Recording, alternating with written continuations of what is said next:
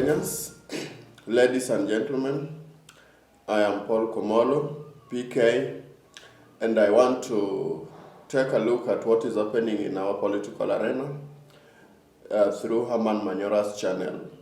I want to start by prefacing my conversation from the book An Enemy of the People by Henrik Ibsen.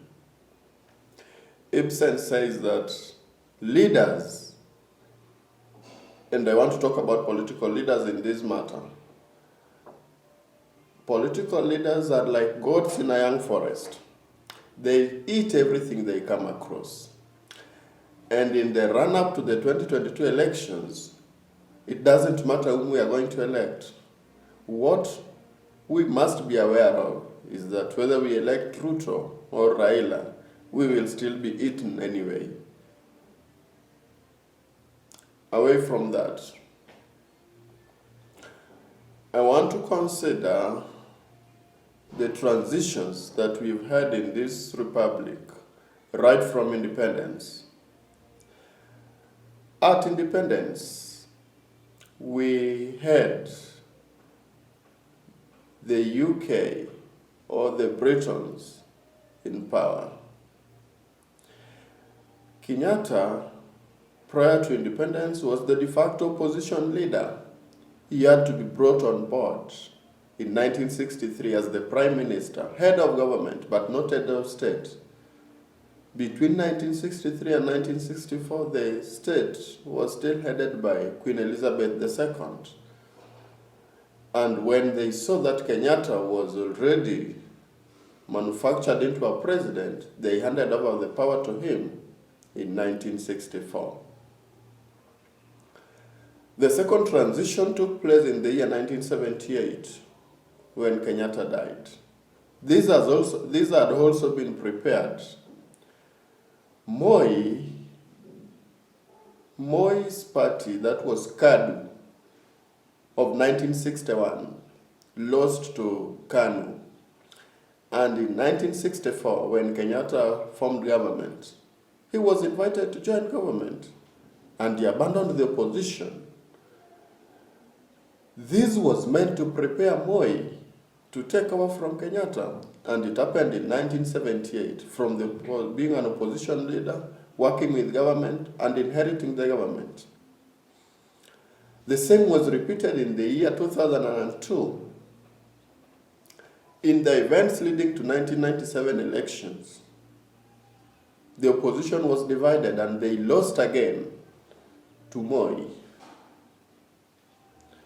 But after losing the election later in 1997, they quickly formed an IPPG, inter-party parliamentary group, that brought the two sides together, and the opposition worked together with government. This was meant to prepare Kibaki to inherit government, and that happened in the year 2002. Come to the transition of 2013. In 2002 elections, Uhuru lost to Kibaki, and as the official opposition leader, he joined hands with Kibaki. In the run-up to 2007 elections, he supported Kibaki, and he became part of Kibaki's government, appointed deputy prime minister. This was meant to manufacture Uhuru into a president, to remove the opposition in him. After the 2017 elections, Uhuru and Raila shook hands on March 9th, 2018, and Raila joined hands to work with the government. This was meant to manufacture him into a president and to remove the opposition in him. And therefore, going by the trends we've had in our transitions, then you can confidently say that maybe if other factors are held constant, then the government is already formed under the watch of Raila. But if things can change, then Ruto could be the next president. Thank you so much. I'm PK. Let's subscribe to support this channel. Yeah. Good morning, my good people in Kenya. My name is George, life coach from Dallas. And we are here once again as Kenyans here in the diaspora, trying to just, check on you guys. I know it's that season again when we have to check on you, because you guys hold the country for us. You Kenyans hold the country for us because we are out here. You are the one who can ban our country or build it so that we have somewhere to visit. I think some people have learned lessons from Ukraine. You see what happened in Ukraine. That's why we keep on calling you guys Ebu chunga yo taifa letu. Because in Ukraine you realize that there are so bright students there from the people from Africa. Right, most of them were Nigerians, of course, and they are doing medicine in Ukraine. Yeah, we have a lot of Kenyans who have gone those sides for medicine. I have my uncles, my cousins who are doctors from Ukraine, from Russia. So you realize that when there's disaster and people are being displaced and running around hectares, then you realize that they realize that these are blacks, and they started pushing us back in the line. And they realized that blacks don't have the first priority. So that's what we have realized, and we have Kenya, our country, our Africa. That's where we belong. Kenya, Africa, that's all we have left for the black people. We can have all the life we have out here. We can live with these white people in posh areas and do boss jobs. We are managers, but indeed our life and our place belongs to Africa. So Mama Teresa said once that yesterday is gone and tomorrow is yet to come. So the day we have is today. So let me jump right into Professor Manyora's YouTube channel and say something. Right now, Kenya, you have aligned yourselves. There is the two-horse thing that the political analyst said before, but you guys didn't believe it. They said it's going to be a two-horse thing. I'm sorry. And now it is. They approved it, right, that we just have Azimio and one Kenya. So where are we? My message today. It's a clarion call for peace, but I have this message for you as Kenyans. Like somebody said, it's called Maria Curie. He said one thing: be curious, not of people, but of the ideas those people present. Be curious, not of people. Be less curious of people, and be more curious about the ideas that people present. Let's look at this Azimio thing and Kenya Kwanza. I think I'm right, Kenya Kwanza, yes. And see, what are the ideas?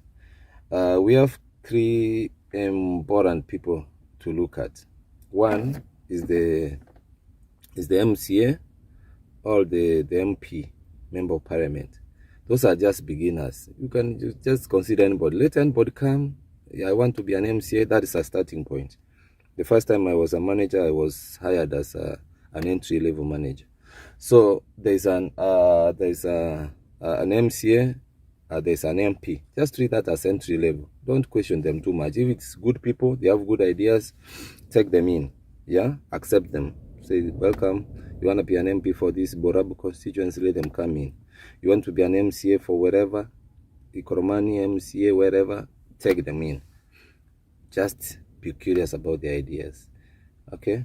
Not about the people. Don't ask them where you have, what have you done for us, because obviously they would have not done for you. They've been somewhere else in the government. They've been out here in the diaspora, so you don't expect them to have done much for you. It's now they're going to do much. If it's a second time MP, then ask that man, where have you been? That lady, where have you been? The second time MCA, man, what did you do in the first term, now that you want the second term? But now these are the two people I want you to ask them. Look at them carefully and see their ideas and their, what they are coming up with. Somebody looking for president, somebody looking for governor. Those two people, examine their ideas, look at them And somebody else said something about, I think it's Anne Frank. This person called Anne Frank said that human greatness does not lie in a wealth or power. Human greatness does not lie in wealth or power. Human greatness lies in character and goodness. Those are the two things I want you to look for when you're looking for a governor, when you're looking for a president. The greatness that comes with character and character and goodness. Not about the money and the wealth they come in, how much they have. No. That's for the governor and the president. Character and goodness. But for the MCA and the MP, give them a benefit of doubt. Just allow them. So ask this governor, the person coming to govern. It's not how much a border you can, commandeer around and come to your own area and say, yes, I want to govern. No. How much you can commandeer as a presidential aspirant and come to you. Ask them, what are you able to do for us? Look at their, background. What are the ideas they are presenting to you? That's the most important thing. And the one thing we want is peace. Even the Bible says, for those of us who ascribe to Christianity, the Bible says somewhere in I think Matthew 5:19, I hope I quoted right. It says somewhere that it's the Beatitude, I guess. It says, blessed are the peacemakers, for they shall be called sons and daughters of God. What else do you want to be called in this world? Be a son and a daughter of God. 2022 is a year for Kenya to shine. Okay? We had something we are shining with up here in America. Now for Kenya, 2022 is your year to shine as Kenyans. 2022, this 2022 August, shine. Just consider your governor, consider your president, what ideas he has, not about, how much wealth he has, how much, power is wielding around, how much border is commandeering around. Check your governor, check your president, what ideas he has on the table, and what is his character, and the goodness he has. That's all you look at. May God bless you. Professor Manyora, thank you for this platform. May God bless Kenyans. May God make peace. This Aquarium call for peace, and see you soon. We'll be there with you to celebrate your choice of the good man who has good character. God bless you.